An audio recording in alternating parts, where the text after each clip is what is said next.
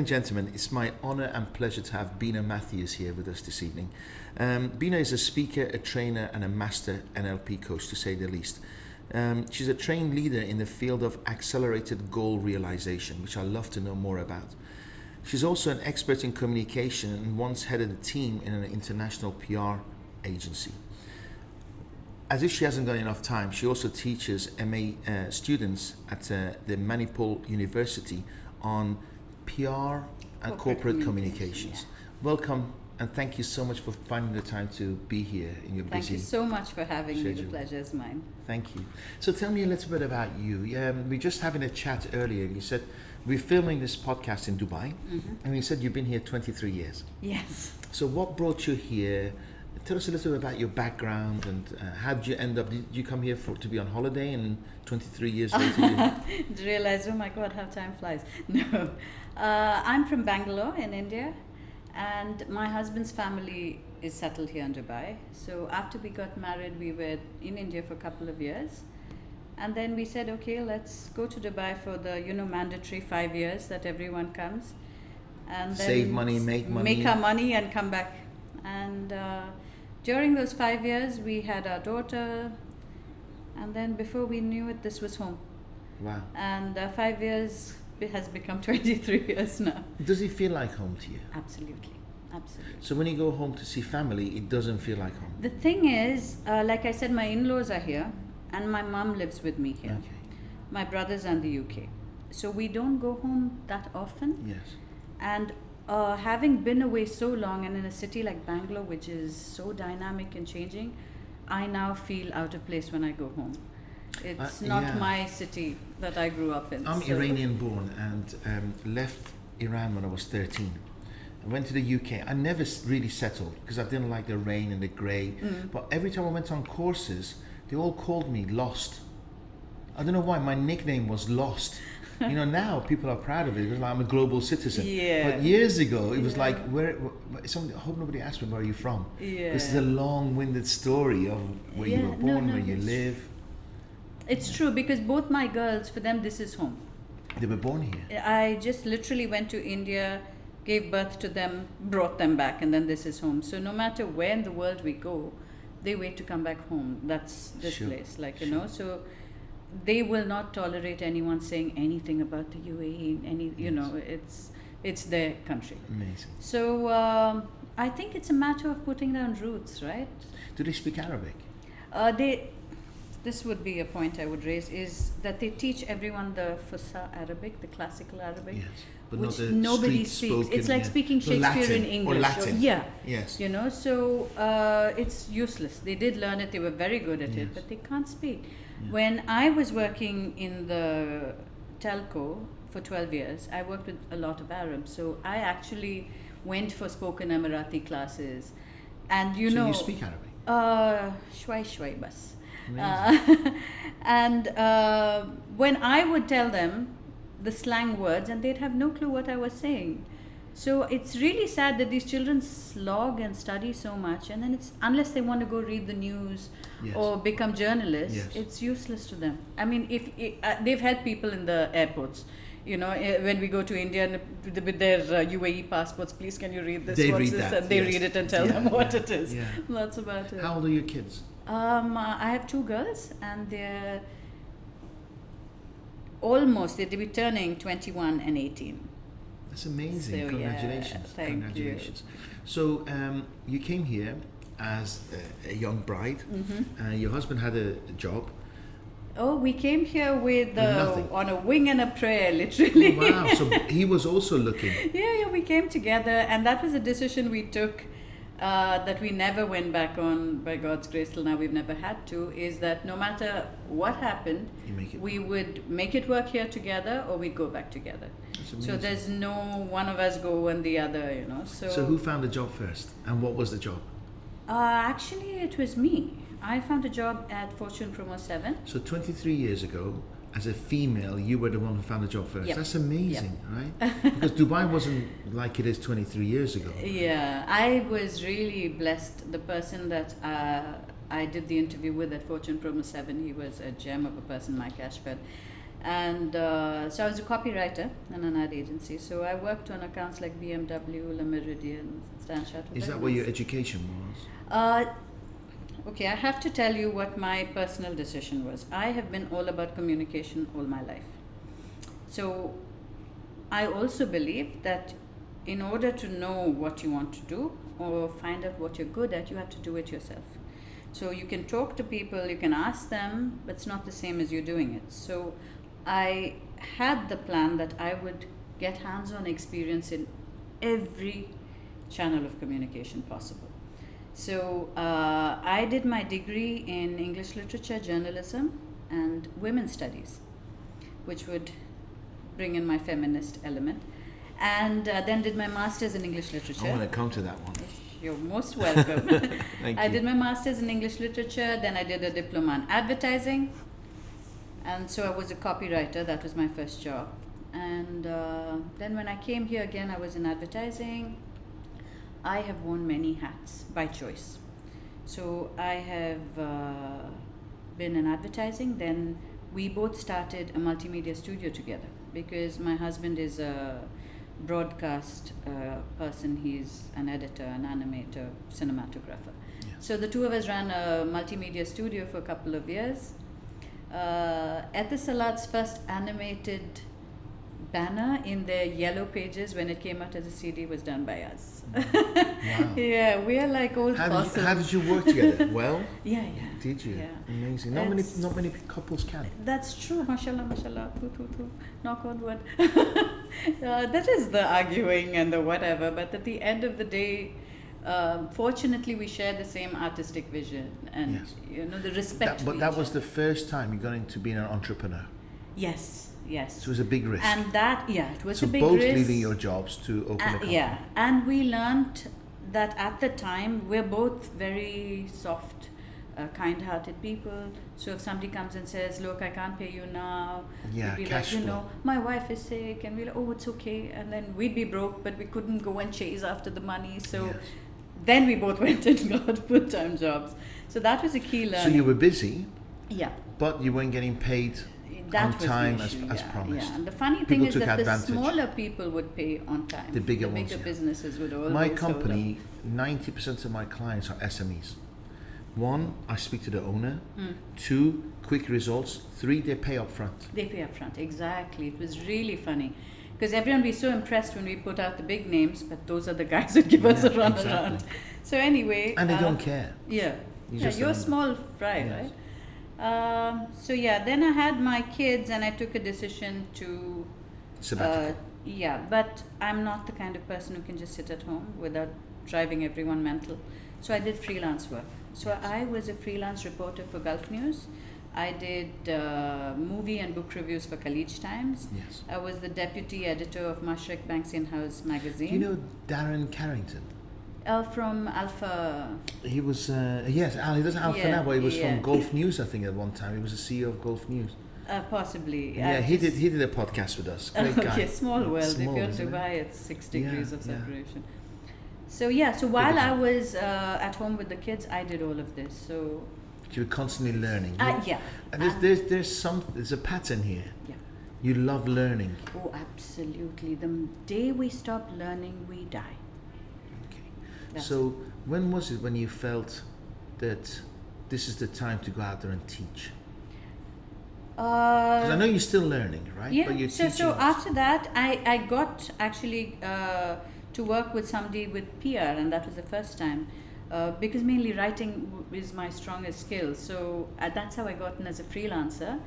And then I went into Hill & Knowlton full-time. That was my Yes. first full-time job after the Yes. kids. And then from there I got headhunted by Do.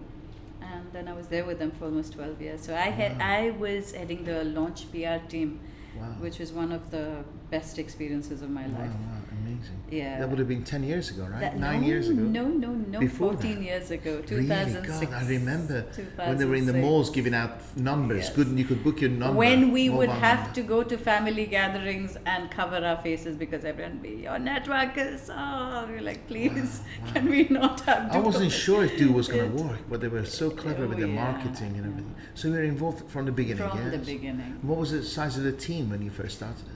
I think we were all together around 700 people. So And it's- the amazing thing at that time is we were such a family. So I remember we I were hear in that, DMC yes. 14 in Media City, and the comms team, the strategy team, the CEO, we were all on one floor. So you'd actually have the EVPs just walking to your desk, and Wow. you know, and For a common cause. Yeah, we needed approvals from Osman. We would go and hijack him on the way to the loo, and he'd be like, "This is a very evil plan." Yes. But you know, it was so when he had to have a staff meeting, he would just come to the floor, and we'd all gather around. From that, they grew, mashallah, now to What it's 2,000 become. people. Yeah. So that was an amazing time. We would work 16, 18 hours ordering in dinner, staying there. Wow. I hear there was a common, there was a unity. Yeah, Somehow, even if yeah. it was 700 Like, staff, you there know, was so many years later, the bond between those of us who were there at that time, it's still so strong. Do you remember a guy called Khalid? He was in the legal department. Khalid the Shivji.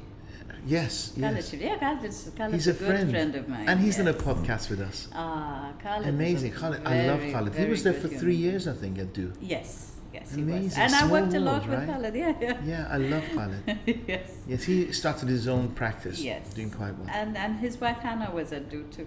Yeah, I've never met Yeah, Hannah, but yeah, we're due to she meet. was in the Small HR world, department. right? So, women's studies. Now, we're going to have, please, I believe, I think, this be on record, Okay. that women are a stronger sex in many ways than men. Okay? The only difference is that we're physically stronger. We're just physically bigger and stronger. So I think they make better soldiers, I think they make better workers, they make better judgments, they make better stock traders, okay? And they make less decisions based on testosterone, okay? Yeah. So they're more balanced. So tell me why you think that, do you think there's an imbalance? First off, I must say I'm not a militant feminist. Great. That's on record. Yes, and I hate it when women are, you know, we now need to put the men down, and we don't need to do any such thing. And I do believe this is not a race, and it's not a competition. So stronger or weaker, we're complementary You have to forces. live together, We're right? yin and yang. Yes. You know, it's there is a Hindu deity called the Ardhanadeshwar, who's literally half man, half woman. That would be the perfect human being. Yeah. So our energies complement each other. We don't have to say you're better or I'm better. We don't. Yes. We just have to identify what our strengths are and allow them to work.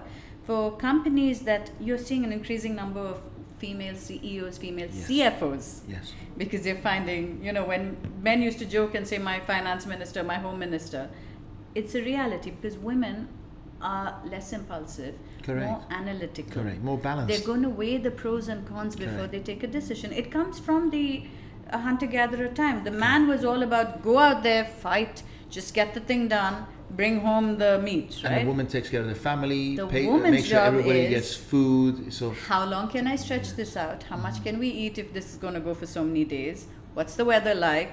You know, factor in Sure, all of sure, that. sure. So that is what you bring when you. So when companies say we need to bring in diversity or, you know, do gender balancing, I always say don't do it just for the sake of saying we need X number of women. agree. Do it because of what they bring to your company. So you Agree. have men who have their strengths and you have women who are going to add Because I hear about such and such actress has opened up a company and it only employs females. And I don't think that's right. I think it should be equal for men to enter that company and it should be equal for women to enter man's world. Do you agree with that? Or honestly, I want to be educated. I don't in have. general, I would Yes. agree with you, but I feel in acting and in the world of a cinema, the odds have been so stacked against women for Yes. so long Yes. that they need to do a little extreme correction before they can balance out. Okay. Because they never got that opportunity. So there's so many women who've never got a foot in the door. Because and of the the only sexism and the place that they prejudice. will is in an all-women organization. I see. And there will come a time when there's, you know, that balance. There are other So this fields is a where correct. In it's, your opinion, it's a correction. it's a correction. It's not the way how things should be. No, no, no. Because I think as a man, it's not fair. It's a phase that we need to go Yes, through. yes, They need yes. to go through in Yes. particular industries. Right. But you know, if for instance it works the other way in PR, for instance, Yes. they might go for the prettier girl rather than a guy because that's who they'd prefer to send out to the clients. Yes. You know, If the client is a man. is the client is a man, yeah. Mm. So, you know, there are cases where it happens, but in general I prefer, which is Total equality. we're agreed on that. It should be based on Merit. It on should be on- merit, yeah. yes. But the problem is that you have to now bring the women up to par Correct. with Because the they're men. still below. Because the pay grade is lower. Everything. I mean, I have experienced it, and it was really shocking to me. The thing is, I was raised by feminist parents, not militant feminists, but just believed no difference Yes. between man and woman. Yeah. So that's how I was raised, and you know, like my dad would just send me off to the shops on Mount, and everybody would be like, "What's wrong with you?" And he'd say, "Why I send my son? Why can't I send her? And if I don't send her, why should?" So when I was 11 or 12, my dad taught me to ride his Vespa scooter, and you can imagine what a skinny, small thing I was. In And Bangalore, which is like packed and streets. everybody was like, "Man, are you nuts?" And he said, "She loves riding. She loves bikes." If my oldest child was a boy, Is your I father would have still done with that. us? No, he 'Cause isn't. I know you He mentioned your isn't, mom. but this is his legacy. Oh, that's beautiful. So yeah, so in my mind, I never thought, I was never conscious of the fact that I'm a woman. Therefore, Yes. you know. So I remember I had a job where it was all men, and it was a computer firm, and I was training Photoshop teachers, you know, train the trainer program. And the manager, when we were setting up the office, and he came and told me, "So you're doing this, and you're going to assemble the computers, you're going to install the software, you're going to put the program together. Bina is going to pick the tea set for when our guests come." Wow. And I This was here, in India. And I came home and I was so mad, and the next day I went and I quit. Yes. Because you're never going to change that ignorance and mentality. No. So because that's not what I was used to. But you know what I would have done? In I fact, would have picked the shittiest tea set and then left. no, then I would prove that a woman does that job. Badly. Yeah. Right? Broken the Yeah, teapot. exactly. Yeah. Hole in the No, teapot. so that's how I was raised, and you know, my mom as well. She was. Are you blessed? Yeah, I was really truly blessed when I see how other people, because for me that was the given. It's Absolutely. only when I met other people and realized that, oh, it You were the isn't. rare breed. Yeah. And so, what did you learn when you were studying women's studies? What were Okay, you- women's studies is a lot of the theory of the whole rise of feminism. Right. And you know, Simone de Beauvoir, all those people, we had to study the theoretical side of it.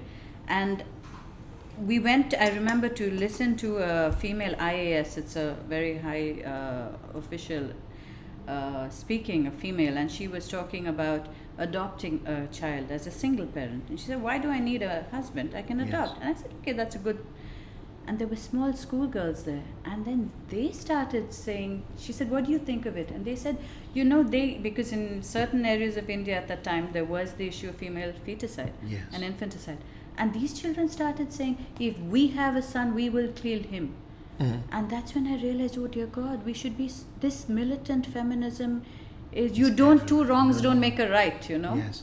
I was reading So- actually in the newspaper that in some areas of India, it's a big area, there's 80, for every 1,000, or for every 10,000 males, there's 8,750 females. The numbers are terrible. I Yes. did a So now project females on are marrying into the family, it. Yeah. the brothers and the Yeah, uncles. yeah.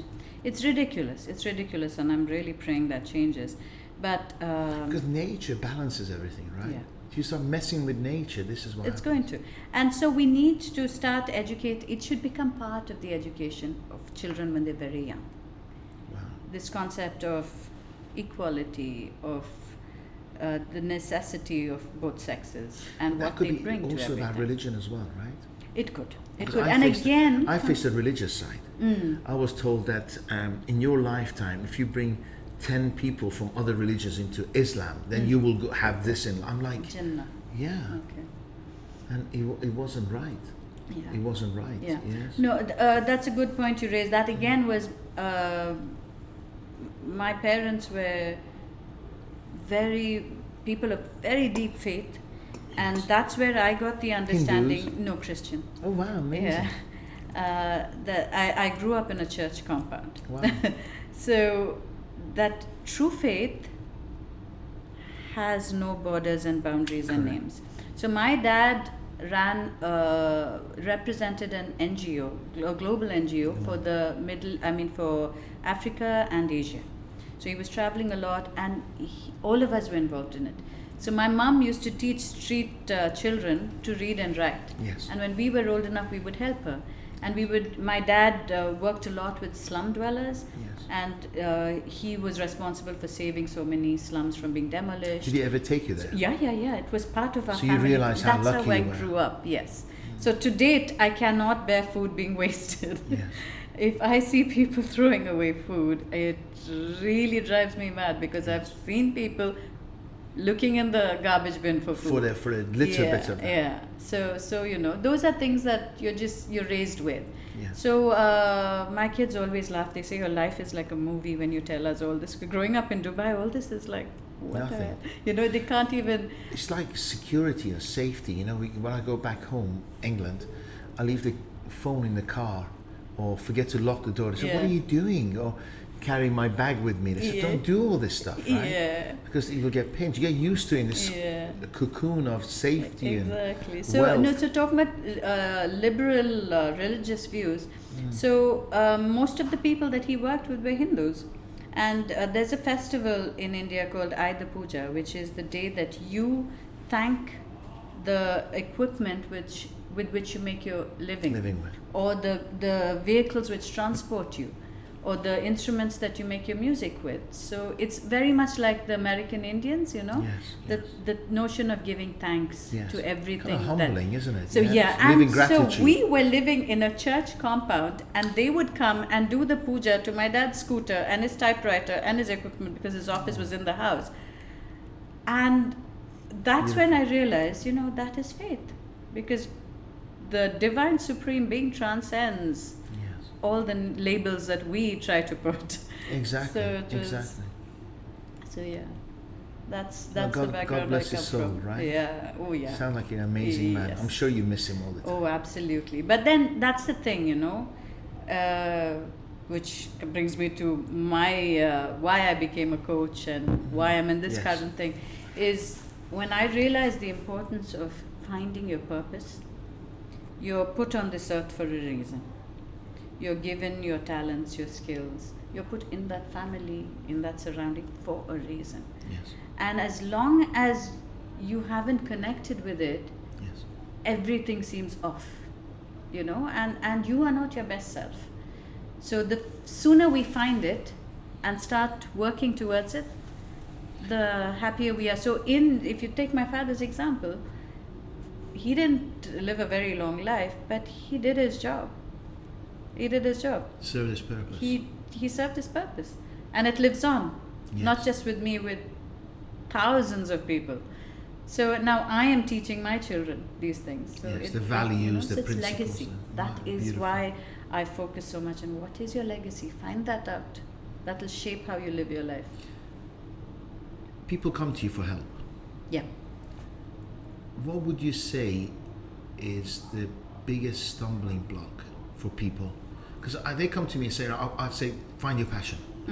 And they really can't, right? They can't. How do people find their passion, and what's the biggest stumbling block from your experience?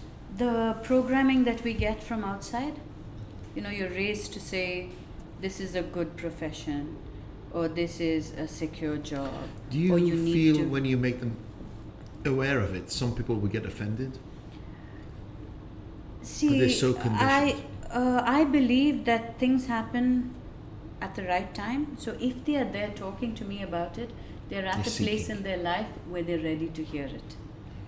If they're in a stage where that would offend them, they wouldn't even be talking about it. And you will never offer those advice unless they ask. No, no, not now. I used to, which is when I slowly discovered this is what I should be doing full time, because I've mentored and unofficially coached people all my life. Yes. Because what I realized is there's a parable about the seeds being thrown, and the ones that fall on the hard ground will be eaten by the birds, and the ones that fall on the fertile ground will take root. And so I just realized my words are precious, so I'm not going to just chuck them. Amazing. If I don't know you're ready for them. When you're ready, you will ask me the right questions so I can tell you. And also the people who don't want it may resent you for it. Yeah, right? Exactly. When it's not So who the right wants that time. energy? Because as a young person, you know, you're so full of it. Like, I hate smoking. Yes. I hate smoking because when I, in women's studies, every year I had to do a project. So one year I did women in nursing, and I had to spend 2 days in the cancer hospital. And that just, it's for life. I saw young people there, and you know, the doctors were saying, you know, it's just because they started smoking early. And I know smokers will say, but this guy lived to 80 Yes, and yeah, 80. exactly. They always have the case studies to Yes. counter what But you're it's a saying. small percentage. Yeah, so for me, I was so, and when I saw people I loved doing it, I would stop talking to them or nag them. And then I reached the point where I They think don't all want of them said, oh, thank God. I realized there's no point. Yes. They are never going to stop till they want to. So now I see it. If you come and tell me I want to stop, well, I'm a trained hypnotherapist. I can help you with that. Yes, yes. not But they other have to than no. want to. Yeah. That's something I learned. And that's what I tell people young people who are dating or thinking of marrying someone, and they say, I don't like this about him or her, but I'll change them. Once we get married, Nobody can change anybody. Yes. Nobody can change anybody. Yes. So out of 100 people who come to you, what is the majority of people coming to you for? What kind of assistance or help do they need? They feel that they're stuck. I'm at a place where I feel like this is not where I should be. There's something more. There's something else I should be doing. Is there an age group, or it can be any age? It is any age, actually. It could be any age, especially nowadays. I think when people are going through the whole job uncertainty and also people are becoming generally more spiritually awakened, I feel.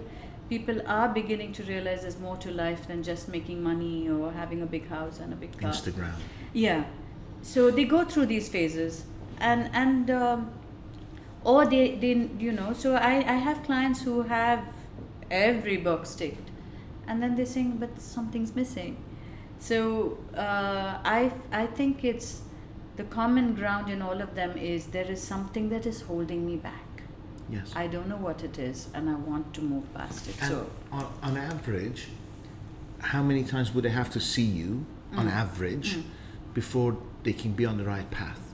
Or they can find their path? Yeah. What's the normal process? I use a lot of NLP. Like you said, I'm a master NLP coach. And that accelerates the coaching process. So NLP, scarily as it sounds, is Neuro-Linguistic Programming. We don't take and brainwash you. It's just neuro, the way the brain works. Linguist is the words you're using. And programming is the meaning that your brain has associated with that word. Okay. So the same word could mean something different The way to we you translate and it in something our different head. to me Yes, based yes. on our personal values, our experiences, our beliefs. So that association... Beautifully said, by the way. Nobody's ever described it that way. So I really appreciate that. Thank you. So the meaning and the association, there's a neural pathway in our brain. So generally we have one meaning for the word. For instance, networking.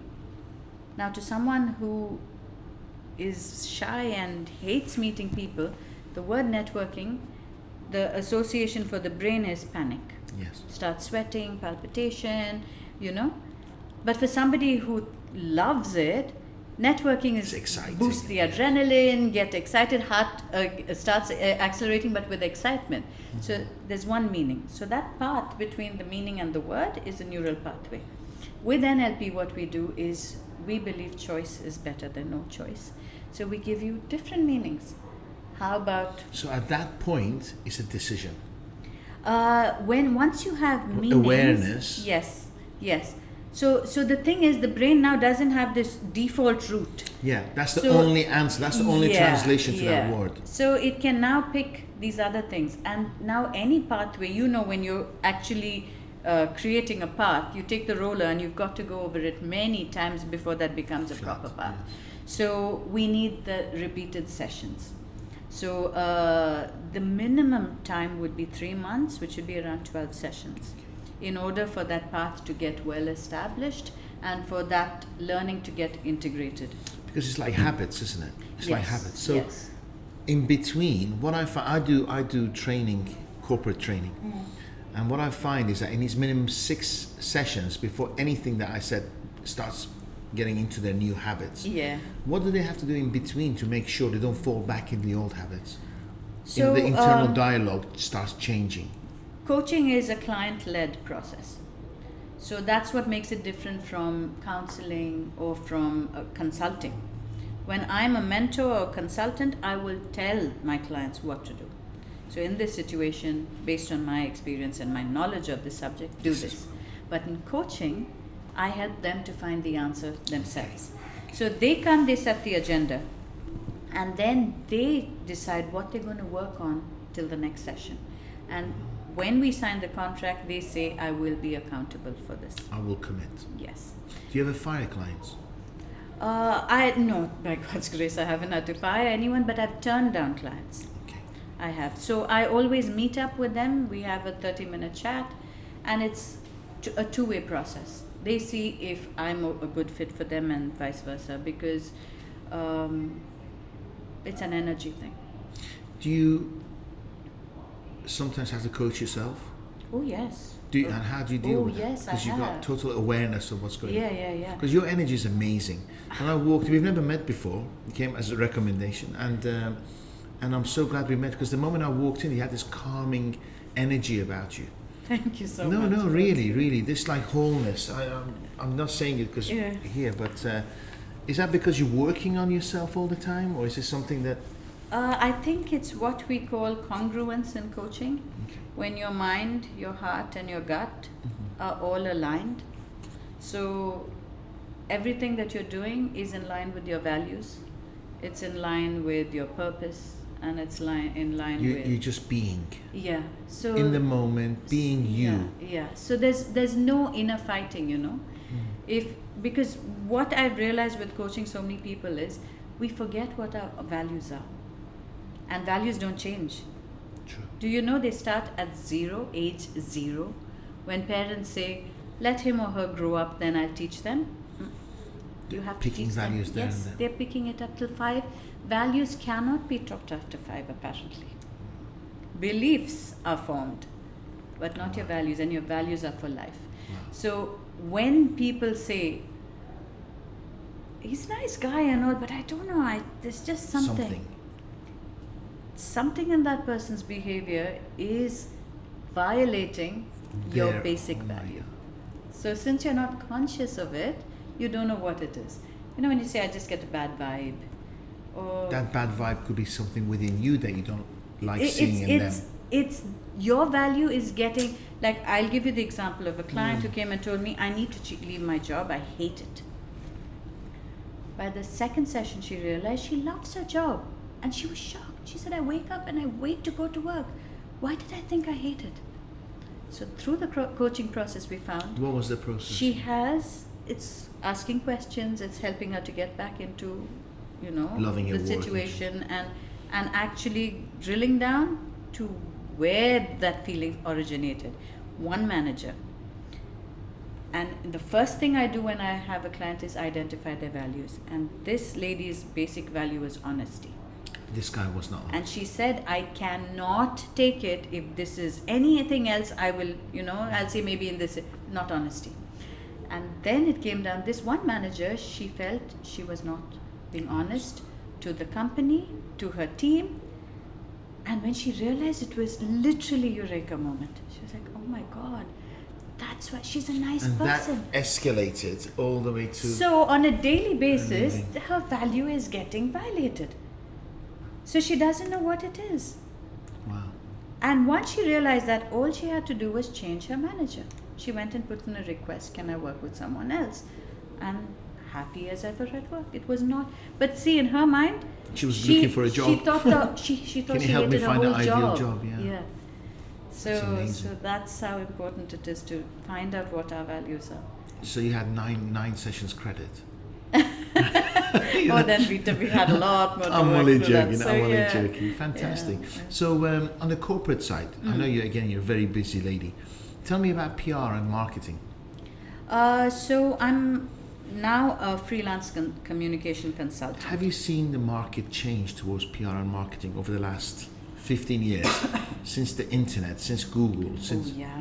What, Big time. What have you because, noticed? What changes? You know, I mean, in the old days, if you messed up, you had time till it appeared in tomorrow's paper Yes.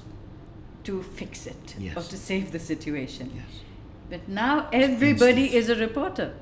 Before the incident has happened, Million videos everyone online. knows it, and everyone has commented, and your brand can go like that. So PR professionals have had to evolve. You have to keep pace, and that's what I teach my students. You can't be ignorant to what's happening in the world, Yes. because you now have to. Before, you were just taking to consideration what your competitor's doing. Yes. Now you have to take into consideration everything that's happening Yes. in the country, regionally, globally, because politically correct, incorrect is now a hairline difference. Yes. You know? Do you think the PR industry is going to continue, or do you think it's going to go downhill? Because people just go direct to the source now, right? Yes, that's people do ask me that a lot, and I think it's a matter of evolving. A PR person cannot just say, this is what I do, it's pure PR. You can't. You've got to be a social media person. You've got to maybe do a little photography, a little graphics. You've Yes. got to, because they're getting consolidated into Yes. one functionality. On a mobile you phone. know? Everything's been done on a mobile phone. right? Exactly. You're right. And I feel there will always be the need for PR advisors for a company. Yes. Because at the end of the day, you need somebody who can actually guide you by seeing the big picture. Because the danger of social media is we've become very, very micro now. It's can't see the wood for the tree situation. People just do knee-jerk reactions to things. You know, you have to have someone who can Holistic. have the big picture and say, keeping in mind your company's visions and objectives, your long-term goal, is this your best response at this time? Yes. So in that capacity, I feel you will always need someone, because PR, unfortunately, people associate it with press release. Yes, correct. It's not that. It's not that. It's not that at all. It's the having the savvy to read the situation and judge the best Yes. decision at that time. What's your opinion about bloggers and influencers? Now, as a marketing company, we get approached by bloggers saying, for $10,000, for $50,000, for this, I'll do. What's your opinion? Do you think the consumer believes in these people anymore, or they become more smarter knowing that these bloggers are getting paid to advertise there? I think that realization is coming in more. Yes. At the beginning, it was, because they were a more credible source. They're always People going to take believed what them, right? another peer is going to say rather than the company. Correct. Because you're obviously going to say you're the best. But Yes. it's like, why do we go to TripAdvisor? It's people Because like of you people and me recommending it or who've giving gone, feedback. Yeah. So it's another family that's gone there, and they said, I have 2 kids and this is what I experienced. I know that's a real authentic experience. Though now that I know how much influences and how much Getting this has become so paid and- insidious in this, now I'm reading it, and if it's excessively sweet and praising, I'm like, oh my God, It's is not this real or isn't it? Mhm. So that becomes, I feel maybe, I don't know, I'm going to get hated for this, but I feel maybe we're going too much down the influencer road. I actually agree with you.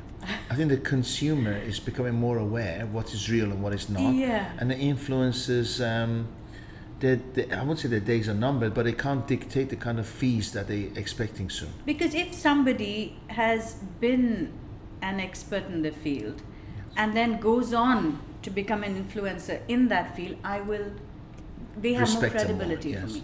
But if somebody is an influencer just because they have X amount of Yes. followers, Yes. Makes them they no know expert. zilch Yes. about this, but they're the expert because they have so many followers. It just doesn't compute for me. Good. And if I can pay you so much, and then you will be an influencer for me, and then my competitor comes and pays you more, and then you start Move again. representing them, Doesn't work. where's the credibility in that? You know, Amazing. if somebody can be bought, their opinion has no value to me. Personally, do you think I want to be a speaker, and I know that you are on the international scene? Do you think it's important to be an author of a book? Would it help you as a speaker?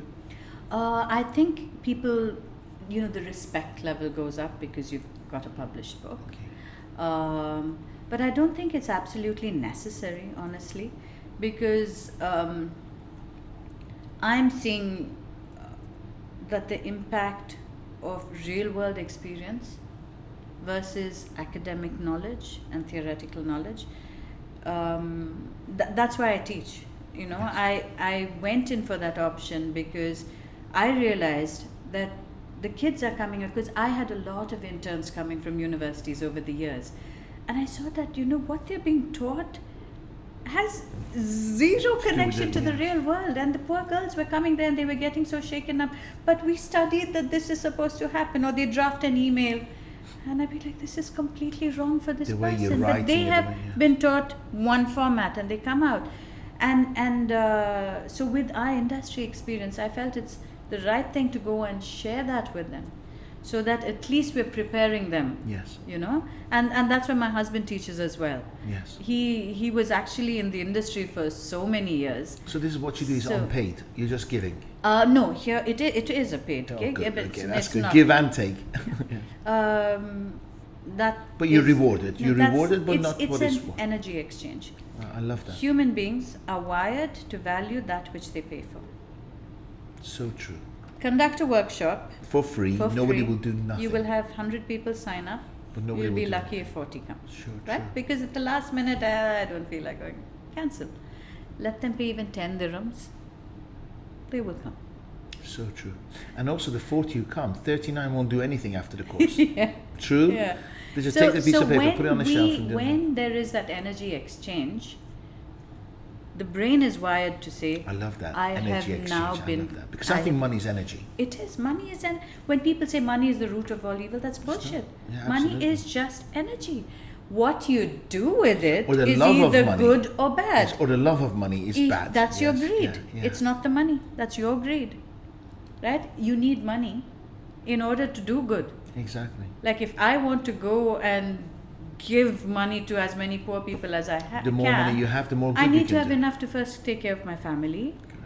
and then have Wow, I some love more it. so I can give it. Love it. So yeah. Amazing. Do you have people coming to you commercially, like for instance with limited beliefs towards money? Oh yeah. And I, when we were chatting earlier, I mentioned that I'm an energy healer, pranic Yes, tell healer, me. and that was founded by a person called Master Choa Kok Sui, who was a millionaire. And that was what really interested me, that he believed this notion of spirituality, meaning no materialism, is completely wrong. That we have been raised to say, don't be greedy, Correct. money is bad, money is the root of all evil. Doesn't grow on so trees. So we have poverty consciousness. Correct. So we feel guilty about charging a certain amount. We feel guilty true. about, and as long as you are putting out this negative energy to money, it can't come to you. So although it's a conditioning, it's an energy that you can change. Absolutely. So you can change Not necessarily you through can get NLP, but through energy healing. through any method. It's just a matter of accepting that I have this poverty consciousness mindset, and most religious people have it. Because I actually have people who come say, so coaching, you're helping people's lives, right? So you're doing it for free, right?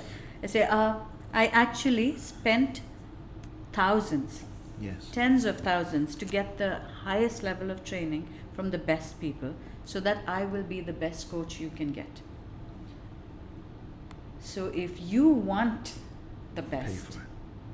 then you'll have to pay for it. Fantastic. You know? What if, I'm talking from personal experience, you come from a background where you're not rich, you're poor, but you want to be rich, and you really don't have any issues about abundance, right? But there's certain things that sabotages. You know, you get money, you spend it, you get money, you spend it. Also, you look at your, I mean, I socialize with billionaire friends, okay? And they say to me, why aren't you a billionaire? Okay, and I actually don't know. Because I think that maybe I've never had it, so I don't know how to get it. Does that make sense? Do you want it? Because I do a lot of good with it, yes. So I do? I like to have my own jet. Okay. To fly all the poor people everywhere. Okay. Yeah, get to the poor people quicker. Yeah, I like to have my own yacht and apartments in major cities in the world, and do good. We support a school of 300 children, 300 orphans in Thailand. Wow. So, yeah. So then it comes the way down. I think is this. This is what I think. You know, I think because I never had financial education. Okay, I just don't know how to play in that field. Does that make sense? It does make sense, yes. But billionaires behave in certain ways, hang around, do certain things. But I've never been introduced to that lifestyle. But haven't you met self-made billionaires? Yes. Who haven't had any of that and who just came from nothing? And I'm wondering if, but sometimes I don't actually like the way they are or how they got there. Does that make sense? Absolutely. They crush too many people to get there, Yeah. and it's not the route I want to go. I've got some, not in this country, I have to be careful what I say, but I've got some acquaintances, politicians, okay? They just screw the country just for their own well-being, and I don't want to do that either. It comes down to, remember the goal realization? Identifying your goal clearly. So the example I give is, you're married. Yes. So it would be like if your wife told you, get me something nice. Yes. You Could be would a be flower. clueless, right? Could be You a don't flower, know. could So be a she car, says, it could okay, something black. I was like, what the hell do I get her black, you know? Be Stone. specific. Yeah. But if she said, get me a black dress, you know what exactly to give her, and she's got exactly what she wants. So when we put it out to the universe, we tend to put these vague things out there. I want to be rich. My trainer always told us the story of one of his clients who came and said, I want to be rich. So he said, okay, what does that mean to you? He said, I want to have more money than I have now. So he took out $1 and he gave it to him and he said, there You're you go, rich. mission accomplished. You have more money than when you walked in, right? So what is rich to you? Be specific. Define it. I want to be happy. What is happy? How will you know when you are happy? What will you have when you are happy? And then you focus on it and you think about it. So the clearer your goal is, the path shows up. I'll give you the example of today, strangely enough, is 2 years since my role was made redundant in the corporate world. And in the last couple of years, I loved it so much. You heard me saying it earlier. I mean, that was home and I loved my job. The last few years, I realized I've plateaued. I mean, it's when you keep doing the same thing, there's no new challenges. Growth. And no growth. And I always believed when you wake up and you think, another day of doing the same thing, time to move on. Reality, we have families, we have financial commitments, and we're scared. Responsibilities, We're fear of the scared unknown. to jump out. So for 2 years, my colleague and I would say, this event is the last event we're going to be here. And then the next year we're there saying it again. And we were so depressed. We were like, the next year we're not even going to say it. And then I went and did the coaching. The NLP? Yeah. Right. Which, strangely enough, I didn't believe in coaches 4 years ago. I said, Did you work with Carol Talbot? no, I trained with this American company called Mindbridge Training. Oh, yes. Okay. So they come down twice a year. Okay. And the couple who do the training, they've worked with the actual creators of NLP. Wow. So 40 years they've Wow. been in the field. Yeah. Yes. So, and I used to think, it's my life. Who is this person who's going to come and tell me how to live it or what to do it? It didn't make sense to me. And then, universe does its thing, and I said, okay, I'll go attend this course, which is highly recommended by a friend. And it's not cheap. No, it isn't. It's not cheap. This so it's a heck of a commitment is for you. Yes. Yeah. Yes. I said, if not anything, I'll just go and find out what it is I need to do. And in the course of it, I realized this is what I'm cut out for. I mean, my trainer herself came and said, I mean, you are really the best coach we have. You should. And that epiphany that I had, this is what I need to be doing, because I've told you my background, what I grew up with. Yes. It was a life of helping others, improving lives. And I'd reached this point in my life where I felt like, oh my God, it's so self-centered, I go, I work, I get the money, it's for me and my family. Where do I give back? Yes. And when I did the coaching, I felt, oh my God, now I can actually transform lives. This is what I want to do. So once I realized that, and I realized about how setting a goal is so important, I changed. The next year I will not be here, which was my equivalent of telling the universe, I don't want to be here, without telling it where I want to be instead. Like in Star Trek, when they say, beam me up, Scotty, they know where they're going. They know where they're going. If otherwise, you'd be reassembled somewhere else Lost in the galaxy, space. right? Exactly. So then I realized. So I started with January 1st. This is 2019. 2018. I will not be an employee here anymore. I will be well on my way to setting up my own consultancy. I will resign in December. However, I would prefer to be made redundant, because then I get the 3 months redundancy package, and that will help me with setting up my company. And everybody used to say, please don't say these things out loud. Who goes and asks to be made redundant? I said, no, this is the energy I'm putting out there. So in August, we went to the States for a vacation, 1 month. I come back in September. 3 days later, I'm called and your role has been made redundant. Congratulations. Yeah. Okay, on September 17th. So it's awesome I'm doing this today. And so 3 months notice, which means I end in December. And the first thing my friends came and told me is, oh my God, January 1st, you will not be an employee here. Wow. The more specific you are, the higher your chances of getting what you want. That can go through weight loss. It could be anything, couldn't it? Anything. Nothing. You need to make the goal clear. Think of taking a picture. Why do we focus? If you just point and click, I mean, you have autofocus now, but if you're going to get either blurry picture or an okay picture. But if you pick the prime focus of your thing, whether it's in the foreground or the background, you focus on that. That's what makes a good photographer's picture different, right?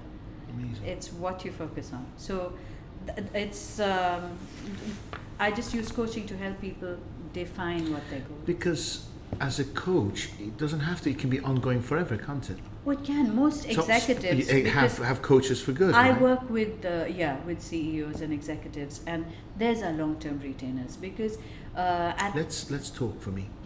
At that position, after this, we'll sit down and you can consult me and see when I can work with you. Because in your role, it's a very difficult position to be in. If you're having any self-doubt, or you want to rethink something, you can't talk to anybody in your company. Do you know what? It's not self-doubt. It's having a busy street going on, lacking focus. Anything. It's anything. There's no self-doubt, because I can take a massive risk. Yes. Yeah. But if I'm not focused, if I'm not specific enough, it's going to be wasted. Yes. No, I'm just saying, as a human being, if you go through that moment where you do have, like, I'm scared about this. Who do I tell? I can't tell my peers. I don't have peers. I can't tell my direct reports. They're going to start getting freaked out. I can't go and tell my wife or my husband because they don't really understand what is happening in my office. And they'll tell you what they want to tell you because they care for you. It's conditional in a way. So a coach becomes your sounding board and your mirror. Honest, because I have no vested interest. Bina, I like you. I'm glad to hear Just look after me on the money side, okay? I know it's energy, but please, I want to work with you. Well, thank you for that. So when you, like, let's say you're my coach, okay, here's a buying signal for you. So you'll be looking at NLP, you'll be looking at energy. How does the energy work? Do you have me lying down and just hover your hands all over my head or something? How does the energy work? How do you deal with, and sorry, if it's, I hope it's not like state secret. No, the energy healing it's a non-contact based thing. So basically we are all just forms of energy. Yes. All of us and everything. Agree. And when we resonate at the right level, that's when you say, that we're just at the same frequency. How many people have you said that to? We're just on the same frequency. I don't know what it is, but we're on the same wavelength. Yeah. Or you just feel, man, we're just not vibing. The vibrations are not right. So when you walk into a room, or sometimes you're in a room and you can feel that someone has entered, that's a very strong aura. The aura has actually entered the room before that person. Wow. So if it's a good aura, you get the good feeling, and sometimes you just say, I don't know, man, when I'm with that person, it just feels, it's the energy. So in pranic healing, what we do is we scan all our organs are controlled by chakras, and those chakras either get congested or depleted. Congested with dirty negative energy, or just depleted. Yes. So we scan, we balance the chakras. Is that through meditation? No. So I can even heal you remotely. You can be in another country, I can heal you. Wow. Yeah. Because as long as I have a picture of you, I know what you look like, then I can scan you and I can, And how long does this process take? And is it ongoing? It depends on what you're suffering from. A normal session is 30 to 40 minutes. Wow. And the number of sessions varies. So it's amazing. And it's a gift that you have, right? Or it's not something that I can actually, learn. that again is something. So whenever all these things could possibly sound a bit woo-hoo to some people. No, I don't think so. But I went through a period of skepticism, actually experienced it, and then became a believer in all of these. So, I have credible ground for speaking. So pranic healing, a friend of mine told me for 2 years to go for it, and it just didn't make sense to me. And then due to excessive stress, I went through an autoimmune disease. Like anything I ate, my body would reject. Yes. So when over 3 months I went into emergency 4 times, throat closing up and adrenaline shots, and they had to give steroids that sent my BP up, and I was put on BP medication. And then I said, and they couldn't figure it out. They could not figure out and finally they wanted to do some very invasive tests. And at that moment, because like I said earlier, I believe things happen at the right time, when it's the right time to do it. I said, okay, you know what, let me give it a shot. So I asked this friend, okay, give me the details of your healer and I'll go. And in 3 months, I was completely healed. Completely healed. So, and no side effects, no medication. And what I loved about it was that they tell you before you start, once you're healed, you have to go and train and become a healer yourself so you can continue to heal yourself. Wow.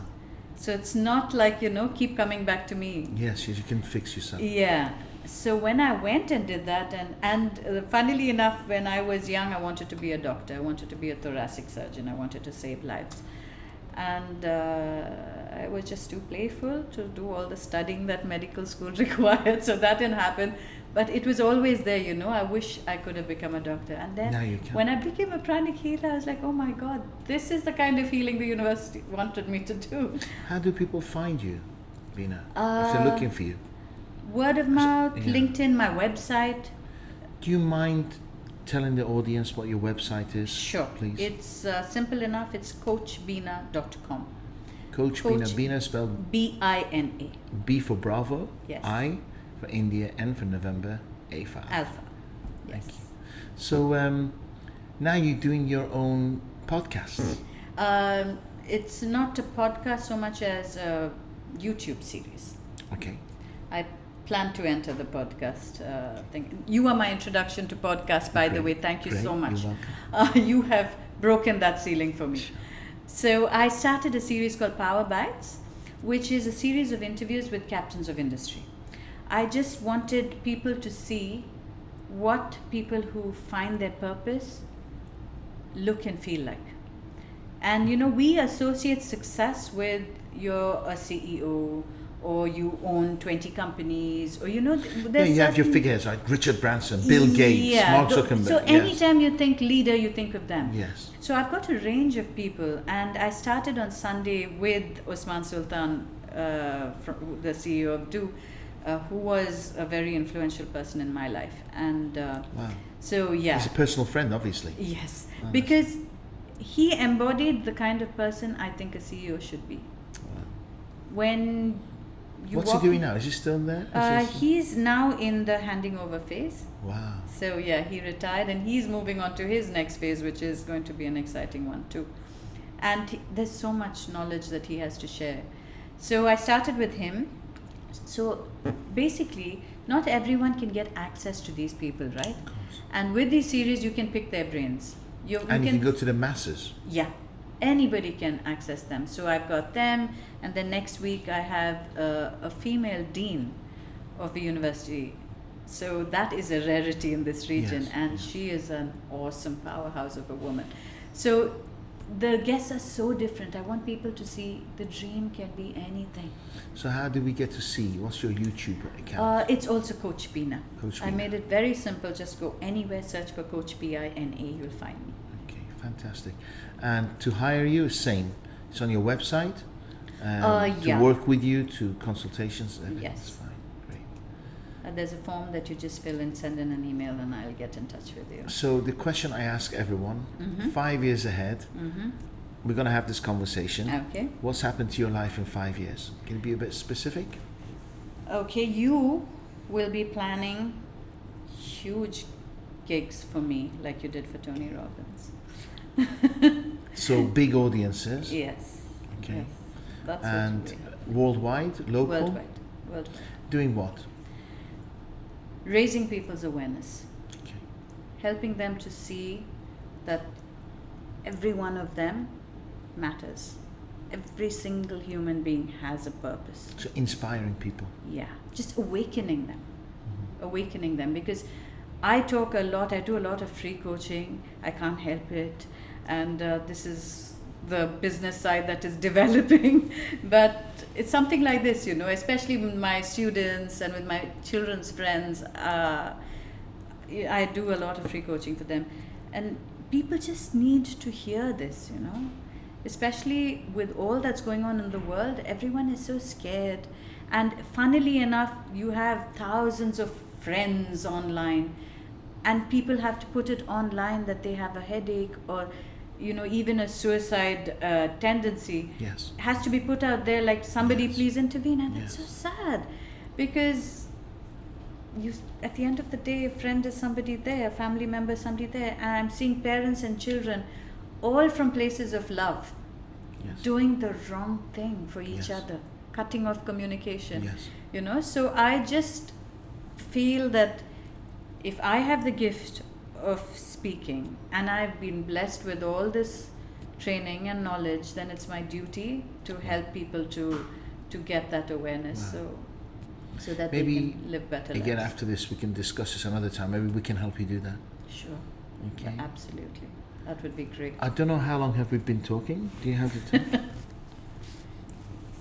An hour and a half, an hour and 7 minutes. An hour and seven. So hope you enjoyed it. Oh, absolutely. I can talk all day, Dariush. If you don't stop me, I will keep Oh, talking. so you're taking away all the credit from me saying I was a fantastic interviewer, and now you're just saying it's you all. Okay, then you take asked- all the credit. No, you ask such good questions, and you're so genuinely interested. I really And- am actually. and yeah. that's Seriously speaking, after this, I want to discuss working with you. Absolutely.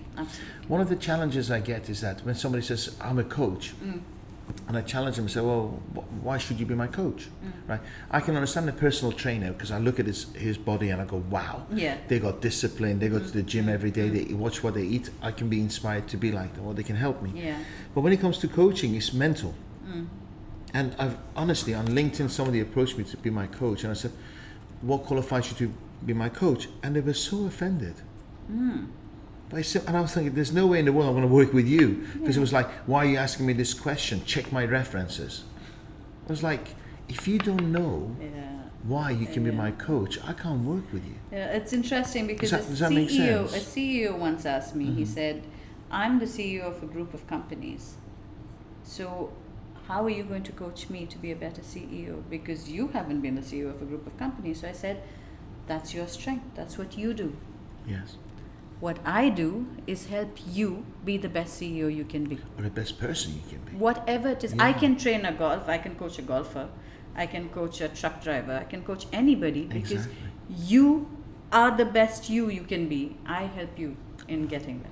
That's my skill. And you don't get offended.